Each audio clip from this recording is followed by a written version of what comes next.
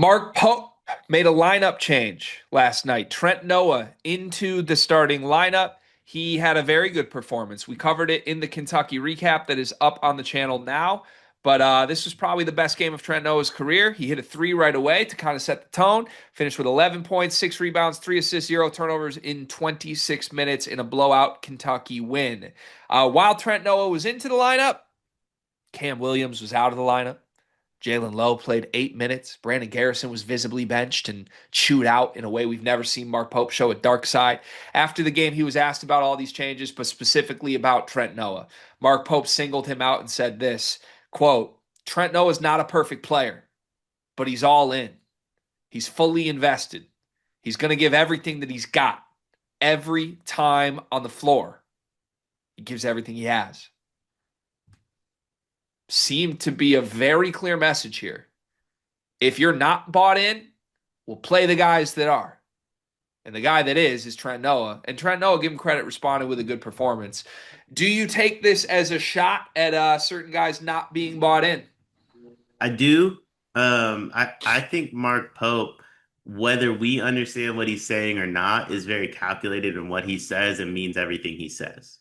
Now, some of the stuff he says might be confusing and no one knows what he's actually trying to say, but in his head, he spoke very clearly and eloquently in everything he does. So I do believe it's a shot at certain players. I think those three players know it was a shot at them because they barely played. Brandon Garrison, Cam Williams, and Jalon Lowe.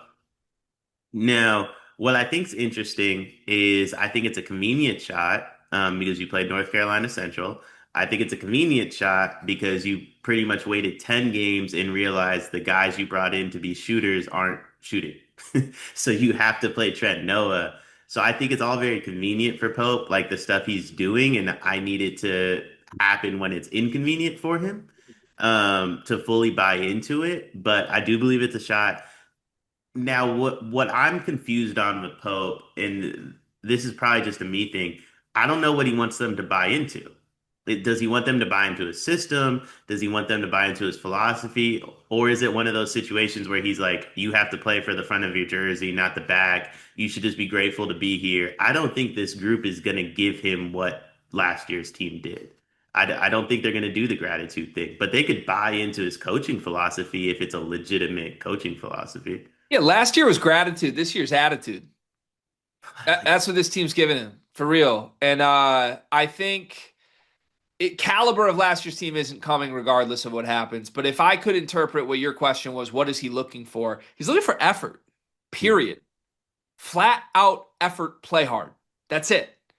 And it sounds simple, it sounds stupid because certainly there's more here. But I think when Mark Pope spoke at the podium earlier this week about we're doing a total reconstruction, we're changing everything about this team.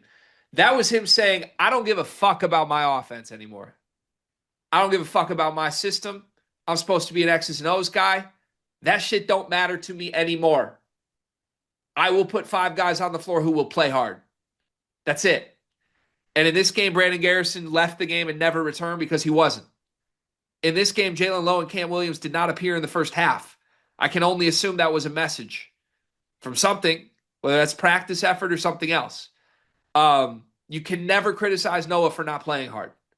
And Mhm. look, I think there are still many problems here. In fact, to an extent, I got to be completely honest with you. I feel a little bit bad for Trent Noah because Trent Noah responded with a really good performance in this game. And the first thing that's said about him after the game is, well, he's not the perfect player, but he tries. That's really minimizing, like, you know what I mean? Like, this is like we have to explain why Trent Noah is in the game. And if there are locker room issues on this team, let me be clear, this move is not going to help them because the talented players on this team are looking around like, I can't believe he's fucking playing Trent Noah over me. But he should. I give Mark Pope all the credit for this. It just speaks to how broken this personnel group is. Like when I coached high school ball, I had to pull this move a couple times. You put the kid that barely made the cut, that shouldn't even be on the team, who's just a practice player. Yeah, I'm gonna start him tonight because y'all are being soft, and I'm sick of your shit.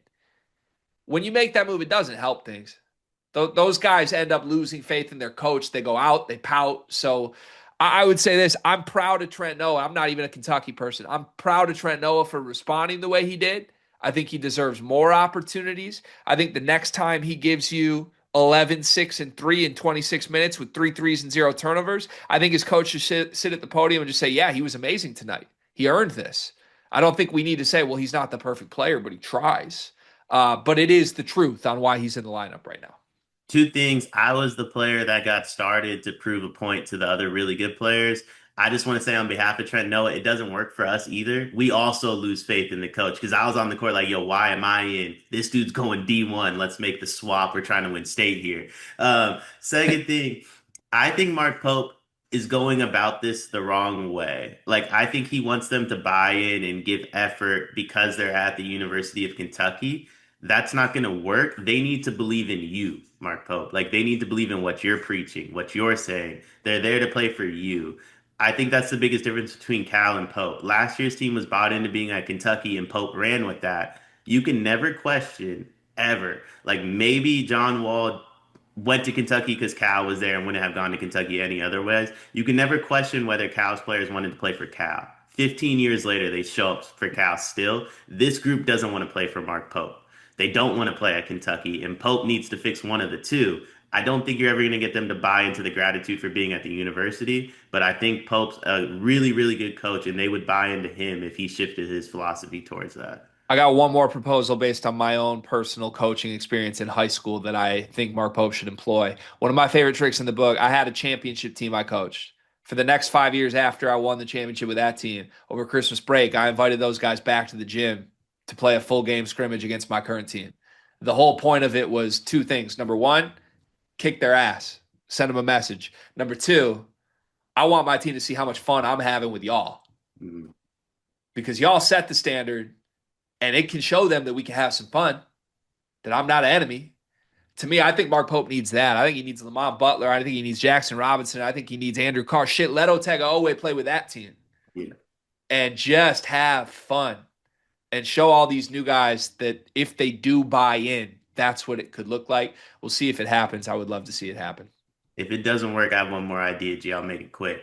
I deployed this when I coached 7U basketball.